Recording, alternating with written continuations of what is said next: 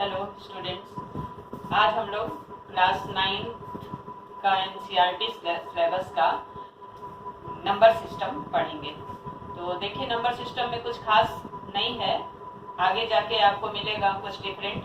Starting में तो सबसे पहले हम लोग जो बचपन में ही पढ़ चुके थे, नेचुरल नंबर जो काउंटिंग नंबर्स आप नर्सरी से लेके पढ़े हैं, वो नेचुरल नंबर्स में आते हैं। 1, 2, 3 ऐसे करके आप इनफाइनाइट तक ये सारे नेचुरल नंबर होते हैं जो ऑलरेडी आप पढ़ चुके हैं।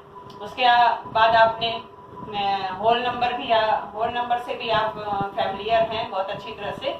अगर इस पूरे सेट में हम 0 इंक्लूड कर देते हैं तो 0, 1, 2, 3 ये हो गया आपका होल नंबर का सेट। इसके बाद हमें कुछ और नंबर्स की जरूरत पड़ी, जैसे कि मान लीजिए नेगेटिव नंबर्स नहीं थे मेरे पास, तो वो नंबर के सेट जो है वो उनका नाम इंटीजर्स पड़ा।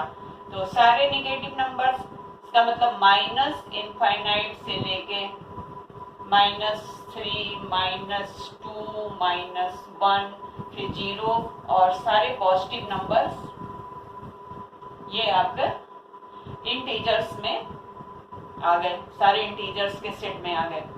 इसके बाद फिर भी हमारे पास अभी नंबर्स कम थे और नंबर की जरूरत पड़ी। जैसे मान लीजिए हमें कुछ कहीं यूज करना है हाफ का, 3/4 का, जो फ्रैक्शनल नंबर्स हैं, वो उन नंबर्स की जरूरत पड़ी। तो वो नंबर्स अब इंटीजर में इंक्लूड नहीं थे, ना तो होल नंबर में थे, ना तो नेचुरल नंबर में थे, हम जानते ही नहीं थे उस नंबर्स को। तो उन नंबर्स का एक नया नाम क्या देना पड़ा, रेशनल नंबर। तो फोर्थ कैटेगरी जो नंबर की आ गई वो रेशनल नंबर।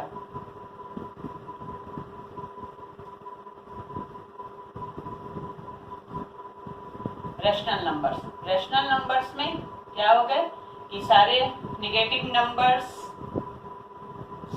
और सारे पॉजिटिव नंबर्स 0 और फ्रैक्शनल नंबर जो p/q के फॉर्म में, जैसे मान लीजिए अगर नेगेटिव हम लिखते हैं -3/4 ये रेशनल नंबर है।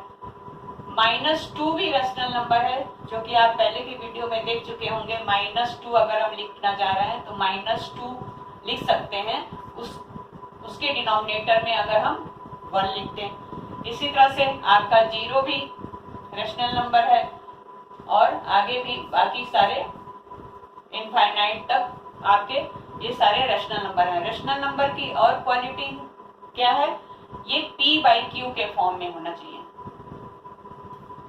p/q, जहां p क्या है, इंटीजर्स है। p क्या है, इंटीजर्स, और q भी इंटीजर्स है।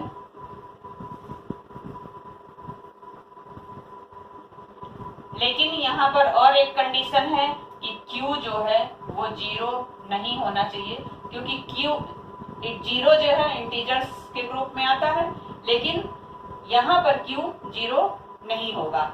और एक कंडीशन और इसका था जो मैंने पहले वीडियो में आपको बताया था, p और q को प्राइम होना चाहिए।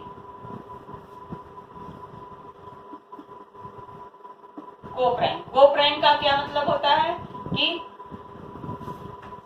अब इंटीजर्स तो आपका 3, 4, 5 बहुत सारा है, तो को प्राइम का मतलब होता है जो p और q के फैक्टर कॉमन नहीं होने चाहिए। जैसे कि मान लीजिए 8/18, अब 8/18 जो है वो क्या है, को प्राइम नहीं है, क्योंकि अगर 8 का हम फैक्टर करें तो 2 × 2 × 2, और 18 का फैक्टर करें तो 3 × 3 × 2, तो ये 2 जो है कॉमन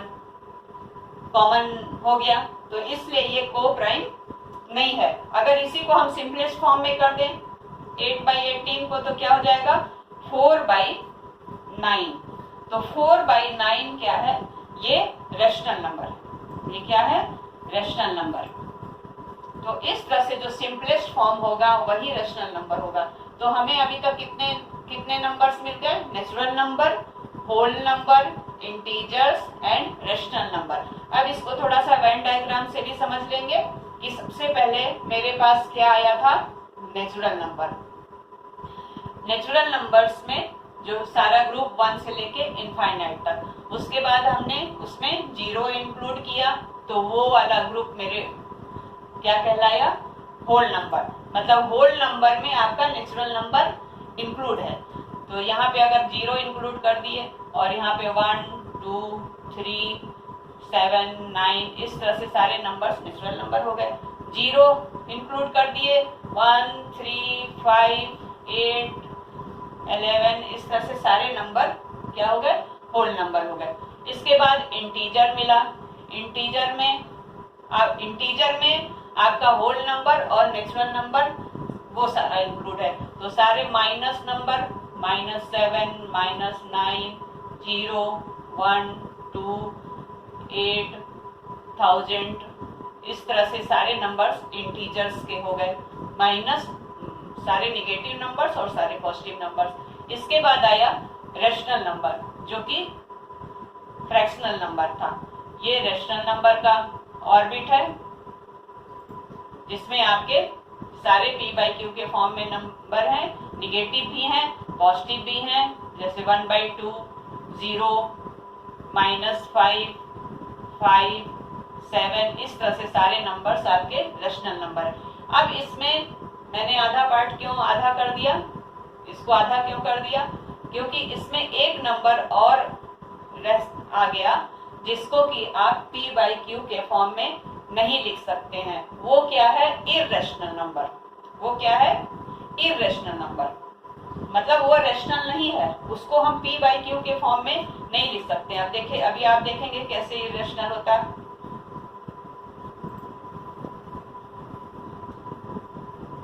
इर्रेशनल नंबर्स का जो ग्रुप है वो क्या है? जैसे आप √2 लिख रहे हैं, अब √2 को हम फ्रैक्शन के रूप में नहीं लिख सकते। अगर हम लोग √2/1 लिख रहे हैं तो √2 इंटीजर्स के ग्रुप में नहीं आ रहा है, इसलिए इसकी एक अलग कैटेगरी हो गई जो कि इर्रेशनल कहलाई। इसमें और भी नंबर्स हो सकते हैं जैसे 0 1 1 0 0 1 1 1, मतलब कोई सिमेट्री नहीं है और ये इनफाइनाइट तक जाता है, मतलब ये टर्मिनेट नहीं होता है। मतलब अगर इसको हम फ्रैक्शन में लिख भी रहे हैं तो कोई एक सिस्टम नहीं मिल रहा है, मतलब एक सिमेट्री नहीं मिल रही है। ये हर बार अलग अलग आपको नंबर मिलेंगे और तब डिवाइड होगा, फिर रिमाइंडर बच जाएगा, फिर डिवाइड होगा, तो ये इनफाइनाइट तक जाएगा और आपका रिमाइंडर 0 कभी नहीं आएगा। तो इस तरह से इस टाइप के नंबर्स जो है वो इर्रेशनल वाले ग्रुप में आ गए। तो इस तरह से हम लोगों नंबर सिस्टम में इतने सारे नंबर्स हम लोग पढ़ लिए, natural number, whole number, integer, rational number और इर्रेशनल नंबर। अब इस सारे नंबर्स को हम क्या बोलते हैं? हर टाइप के नंबर्स को हम रियल नंबर बोलते हैं, जिसमें natural number, whole number, integers, rational number और इर्रेशनल नंबर सारे आ जाते हैं। सारे सेट सब मिला के क्या बोला जाता है? Real number.